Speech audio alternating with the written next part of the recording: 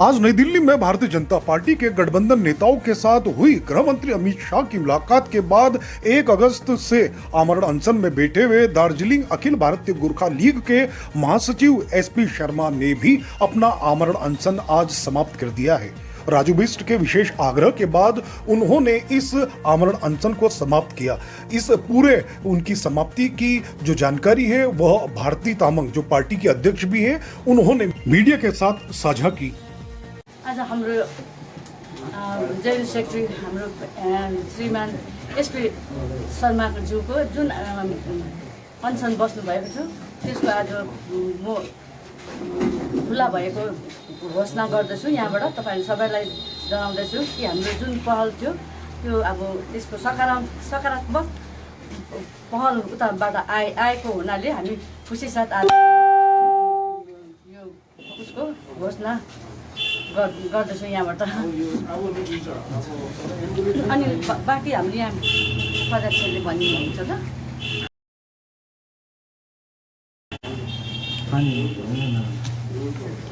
कम्ती कस्तो खालको सकारात्मक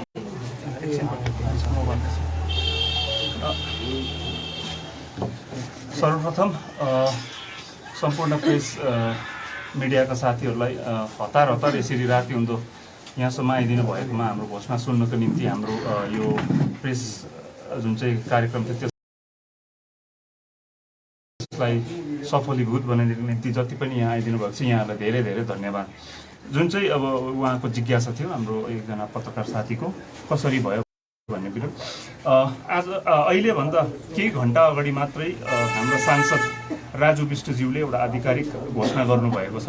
जुन घोषणा अन्तर्गत के उहाँले आधिकारिक रूपमा स्पष्ट रूपमा जताउनु भएको छ साधारण जनतालाई भने विगत 2 सालसम्ममा उहाँ हाम्रो सांसद रहे तापनि यस्तो कुनै प्रकारको ठोस पहल हुन नसकेको त्यो त तपाईहरुलाई पनि प्रष्टै छ होइन। त उहाँले स्पष्ट पार्दै अब आउने 12 तारिक अगस्त भित्रमा एउटा गृह मन्त्रालयबाट अफिसियल चिठी आउने स्पष्ट रूपमा उहाँले घोषणा गर्नुभएको छ। जुन उपलब्धि हो जुन हामीले चाहेको चिज हो जुन चिज जनतालाई पनि चाहेको चिज हो।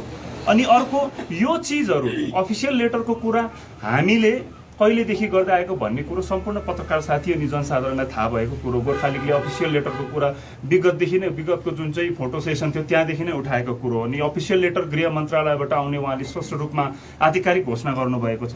अनि त्यति मात्रै नभएर यो जुन चाहिँ बैठक भइरहेको छ त्यो बैठकको पिआइबीमा प्रेस इन्फर्मेसन ब्युरोमा पुरापुरी जानकारी दिइनेछ भन्ने पनि घोषणा गर्नुभएको। जुन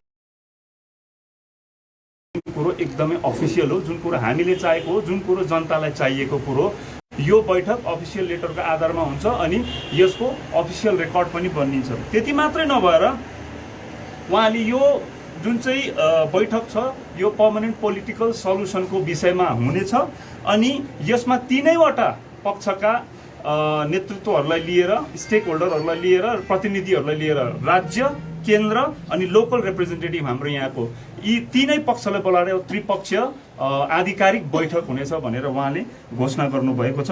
अनि यो जुन चाहिँ बैठक हुनेवाला छ यो बैठक चाहिँ भारतको गृह मन्त्रालयको प्रतिनिधित्वमा अथवा तत्त्वधानमा हुने पनि उहाँले जनाउनु भएको छ। अनि यो जुन चाहिँ बैठक छ लगभग सेप्टेम्बर महिनाको पहिलो हप्तामा पुरा हुने उहाँले पहिलो बैठक पुरा हुने घोषणा गर्नुभएको छ। अब कुरा रह्यो के को भने यहाँ जति पनि इन्फर्मेसन मैले हजुरहरूलाई दिए यसमा हाम्रो 4वटा शर्तहरू लगभग पुरा भएको हामी बुझ्छौँ होइन। 3 नम्बरलाई र 4 नम्बरलाई त त्यसै पनि छुन्छ यो कुराहरूले। हामीले त एउटै शर्त पुरा गर्नुपर्छ भनेका थियौँ। अब त्यसमा के हो भने पिआइबी को कुरा कहाँबाट आयो त? 2 सालसम्म यो चिज भइरहेको थिएन। पिआइबी को अचानक कुरो कहाँबाट आयो? अफिसियल लेटर विषयमा बयान दिनु हुँदैछ सांसद राजु बिष्टज्यूले, त्यो कुरो कहाँबाट आयो? अफिसियल लेटरको महत्त्व विषय कसले जानकारी गराइरहेको थिए त? पिआइबी विषय कसले जानकारी गराइरहेको थियो जनमानसमा भन्ने कुरो जनताले बुझ्नुपर्छ अनि जनताले बुझिरहेको छ। अनि त्यति मात्रै नभएर हाम्रो जति पनि स्टेक होल्डर भयो अथवा 3 पक्षका प्रतिनिधिहरूलाई अगाडि एक ठाउँमा राख्ने पहल यो 2 सालसम्म भएको थिएन, सबैलाई यथावत छ। केन्द्र मानेको बेलामा राज्य मान्थेन, राज्य मानेको बेलामा केन्द्रमा केही पारा मिल्थेन। तर अब यो त्रिपक्षीय वार्ता सुरु भइसकेको छ अनि यो त्रिपक्षीय वार्तामा अब भित्र पसेर जसलाई पनि यसमा निमन्त्रणा आउँछ यो बैठकमा आफ्नो मुद्दाप्रति जतिको गहिरो अध्ययन छ त्यो गहिरो अध्ययन अनुसार उहाँहरूले कुरा राखेर अब मुद्दालाई एक स्तर माथि पुर्याउने काम चाहिँ प्रतिनिधिगणको हो। हामीलाई त्यसमा भन्नु केही छैन, हामीलाई भरोसा छ जब उहाँहरू गएर यो काम राम्रोसँगले गर्नुहुन्छ भनेर, किनभने सङ्घर्ष हाम्रो मात्र होइन उहाँहरूको पनि हो यो पिपिएस विषय लिएर होइन।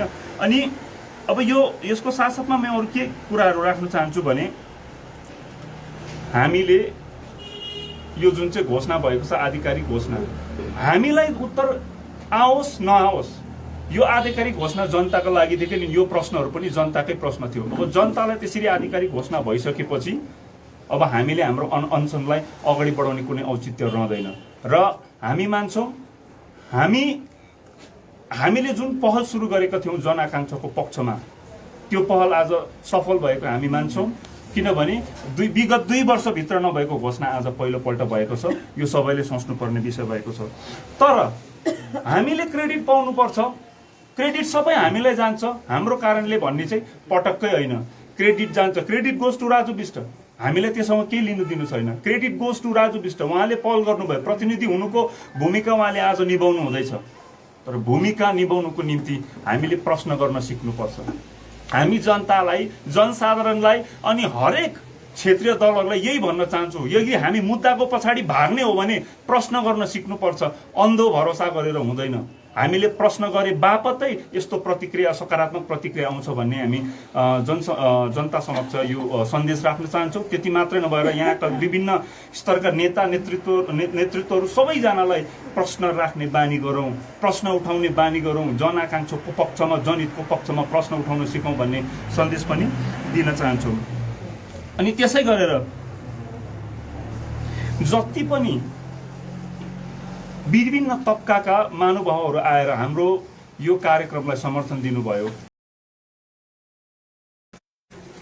गोर्खालीगको धेरै वर्ष बाद यो एउटा ठोस कार्यक्रम थियो भन्न चाहन्छु म। यो ठोस कार्यक्रमलाई ठोस समर्थन दिएर जति पनि समर्थकहरू, राजनैतिक अराजनैतिक, जनसाधारण, युवा अनि बुढा वर्ग जतिले जो पनि यहाँ हामीलाई नैतिक समर्थन दिनुभयो, शारीरिक पनि सघाउनु भयो, आर्थिक पनि सघाउनु भयो, उहाँहरू सबैलाई म सहृदय धन्यवाद ज्ञापन पनि गर्न चाहन्छु। किनभने उहाँहरूको मोरल सपोर्ट बिना, उहाँको नैतिक समर्थन बिना यो कार्यक्रमको जुन चाहिँ प्रभावशालीता थियो त्यो सायद यति गहिरो हुने थिएन होला जस्तो लाग्छ र उहाँहरूलाई धेरै धेरै धन्यवाद दिन चाहन्छु।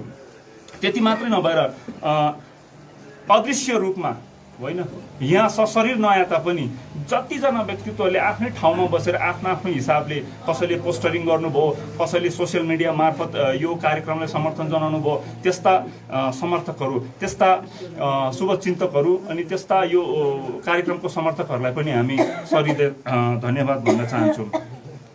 अब एउटा मुख्य घोषणा चाहिँ के छ भने गोर्खालीग चुप्प लागेर बस्ने छैन। अब यो आधिकारिक बैठकको घोषणा भएको छ, आधिकारिक चिठी आउँछ भनेर आधिकारिक घोषणा भएको छ राजु बिष्टजीको, यो कुनै चुनावको भाषणमा गयो भनेको कुरा होइन। यो मिडियालाई अगाडि राखेर आधिकारिक घोषणा गरेको विषय हो। यो आधिकारिक घोषणा भइसकेपछि पनि गोर्खालीग चुप लागेर बस्ने छैन। गोर्खालीगले त्यसको समीक्षा गर्ने नै छ।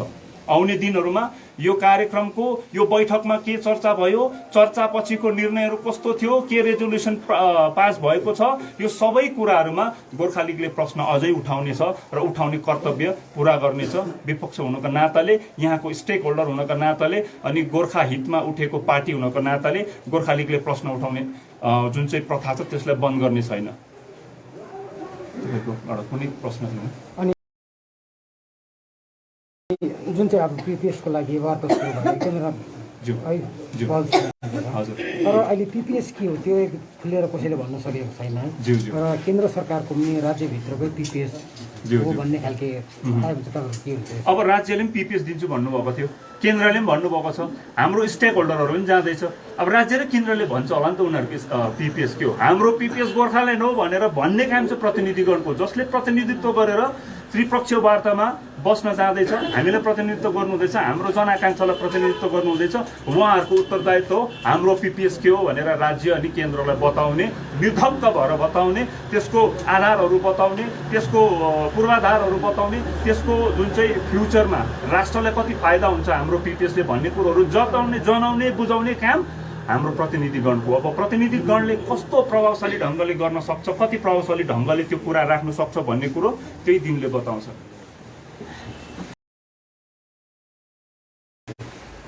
तपाईँहरूको यो 4टा माग थियो नि, 4टा मागमा के लिखित रूपमा आएको छ यो आउँथ्यो भनेर तपाईँहरूले त कुरा पनि गर्नुभएको थियो नि। लिखित रूपमा यस्तो यो उनीहरूले भनिरहेका थिए होइन, यो त जनताले गर्नुपर्ने प्रश्न हो, यो जनताकै त प्रश्न हो। आज जनताले उत्तर पायो, गोर्खा लिगले यो अनसन उठाएको जनताको पक्षमा, जनहितको पक्षमा, जनआकाङ्क्षाको पक्षमा। यो गोर्खा लिगको आकाङ्क्षा होइन, यो जनताको आकाङ्क्षा हो। जनताले आधिकारिक के भन्छ एउटा आश्वासन पाएपछि, आधिकारिक बयान पाएपछि, जनताले एउटा आश्वासन पाएपछि गोर्खा लिग त आनन्द भएर बस्दा भएको नि। जनताले आश्वासन पाए, जनताले अब भरोसा पाए, आधिकारिक एउटा बयान आयो, अफिसियल लेटरको पिआइबीमा इन्फर्मेसन हुने, त्रिपक्षीय वार्ता, त्यो पनि होम मिनिस्ट्रीले अगुवाई गरेको, यो सब चिज गोर्खालीले चाहेको। यहीँबाट त हाम्रो एक पाइला सुरु हुन्छ। यहीँबाट अब हाम्रो मुद्दालाई अगाडि बढाउने काम जनप्रतिनिधिले गर्नुपर्ने, जसले पनि हाम्रो मागलाई प्रतिनिधित्व गर्छ, त्यही हो। आउँदो अब कार्यक्रमहरू के रहन्छ तपाईँहरूको? अब हाम्रो एक हप्ताभित्रमा सेन्ट्रल कमिटीको एउटा बैठक हुनेछ होइन, त्यो बैठकमा हामी व्यापक चर्चा गर्नेछौँ। कतिपय कुरोहरू अलिकति धमिलो भए पनि बेसिक आइडियाहरू कार्यक्रमको हामीसँग छ, तर त्यसमा कुनै ठोस निर्णय लिएको छैन। कार्यक्रम लिएर गोर्खा लिग आउनेछ, अघि भनिदिएँ, प्रश्न गर्ने क्रम जारी रहनेछ अनि प्रश्न गर्नुपर्छ भनेर हामी एउटा सन्देश पनि दिन चाहन्छौँ हरेक जनतालाई, हरेक प्रतिनिधिलाई, हरेक हाम्रो मुद्दासँग सम्बन्ध राख्नुहुने, तालुक राख्नुहुने सबै व्यक्तित्वहरूलाई प्रश्न गर्न सिक्नुपर्छ भन्ने हामी सन्देश दिन चाहन्छौँ। हाम्रो कार्यक्रमहरू अब एकदेखि अर्को गर्दै अगाडि बढ्नेछ, जनआकाङ्क्षाको पक्षमा, गोर्खाल्यान्डको पक्षमा। अब जुन चाहिँ हिजोको दिनमा तपाईँहरूले सर्वदलीय बैठक गर्नुभयो, हजुर, अब के हुन्छ त्यो सर्वदलीय? त्यो कार्यक्रमको निम्ति मैले धन्यवाद दिइसकेको थियो। हामीले दबाब बनाउनु थियो होइन, हाम्रो दबाबको प्रभाव होस् या नहोस्, सफल भएको छ। त्रिपक्षीय वार्ता अब बोलाइने भएको छ, एउटा आधिकारिक बयान आएको छ। त्यो क्रेडिट हामीलाई चाहिएन। जनताले बुझ्छ क्रेडिट कसलाई जानुपर्छ भनेर, जनताले भालीभाती जान्दछ कसको कारणले यो भयो भनेर, कसको कारणले पहिलोपल्ट पिआइबी सम्मको विषयमा सांसदज्यूले बोल्नु हुँदैछ, पिआइबीमा इन्फर्मेसन आउँछ, अफिसियल लेटर आउँछ भनेर। अफिसियल लेटरको विषयमा कसले कुरा उठाइरहेका थिए, पिआइबीको विषयमा कसले कुरा उठाइरहेका थियो भन्ने कुरो जनताले जान्दछ। तपाईँलाई पनि भलिभाती थाहा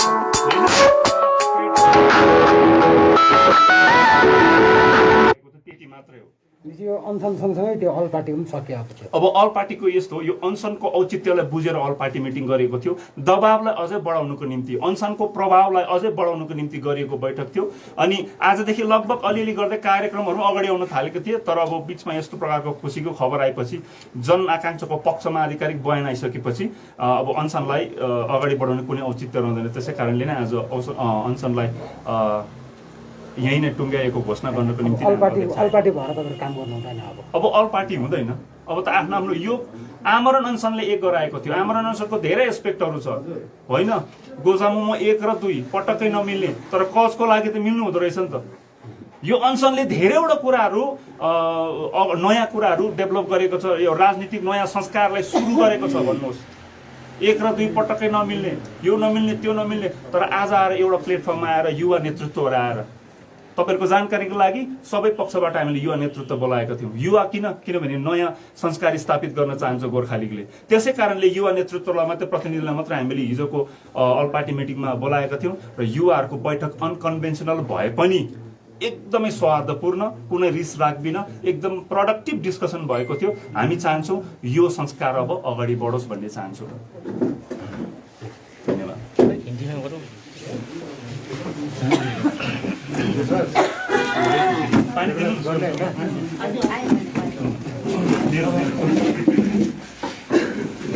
दर्शकवृन्द, तपाईँले देख्न सक्नुहुन्छ आज यहाँ अनसन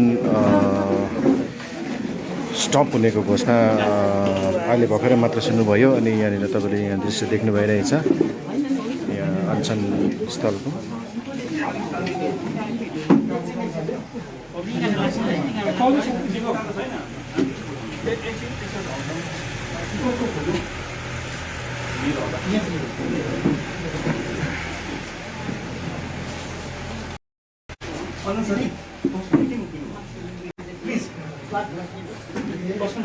दर्शकवृन्द अहिले नै मात्रै तपाईँले देख्नु भइरहेको छ कि यहाँ अनसन स्टप गर्नेको घोषणा भइरहेको छ अनि यहाँ तपाईँले अनसन स्थलकै दृश्य देखिरहनु भएको छ। अखिल भारतीय गोर्खा लीग केंद्रीय समिति उपाध्यक्ष आज एक जरूरी घोषणा कार्यक्रम पार्टी कार्यालय में था। वो हमारा जो जनाकांक्षा के पक्ष में एक आमरण अनशन कार्यक्रम को शुरू किया गया था।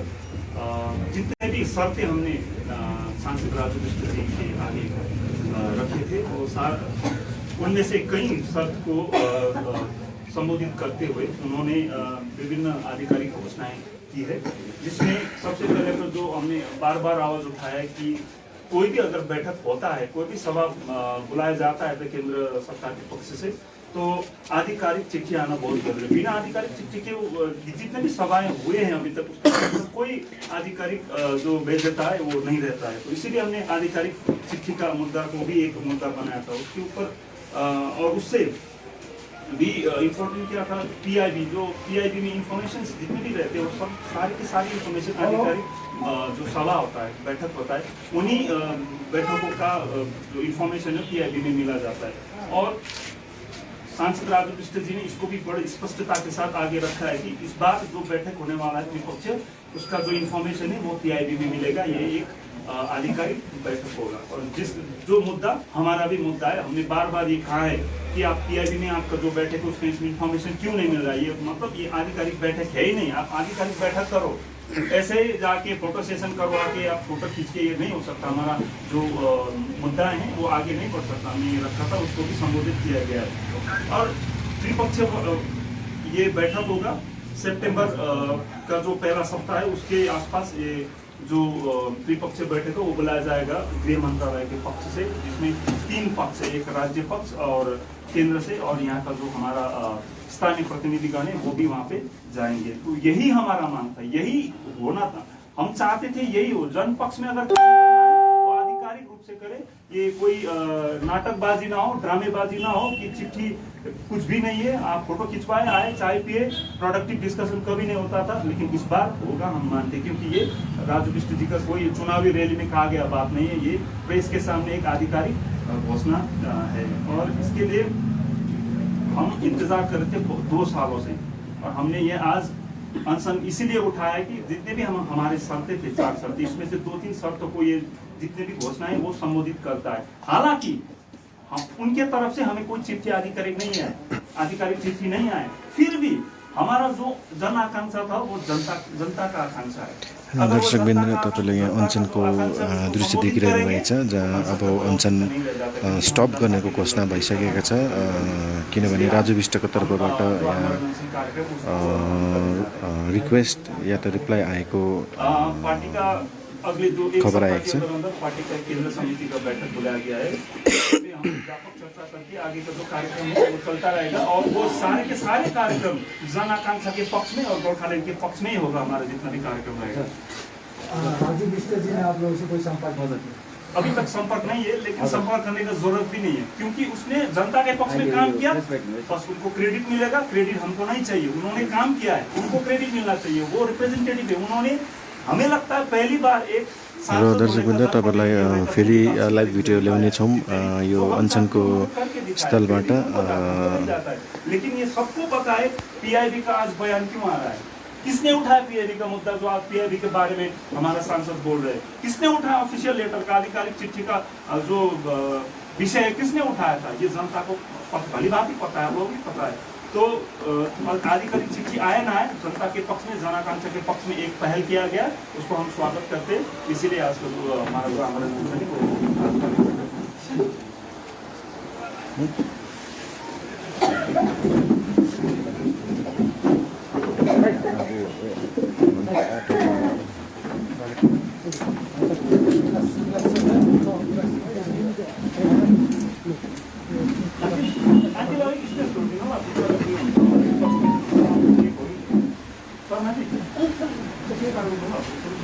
र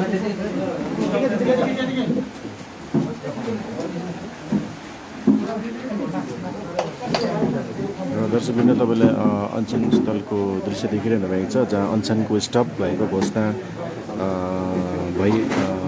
सुन्नुमा आइरहेछ।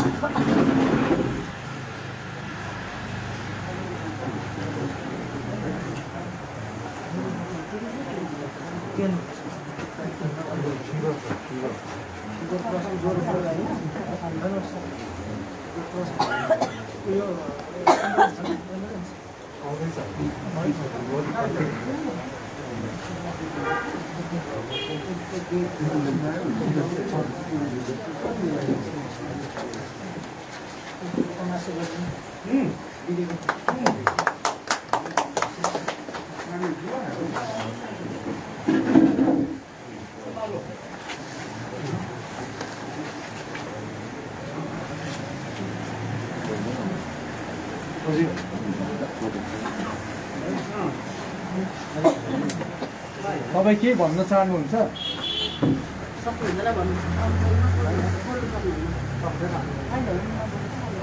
आवाज आउँछ कि बेसिकली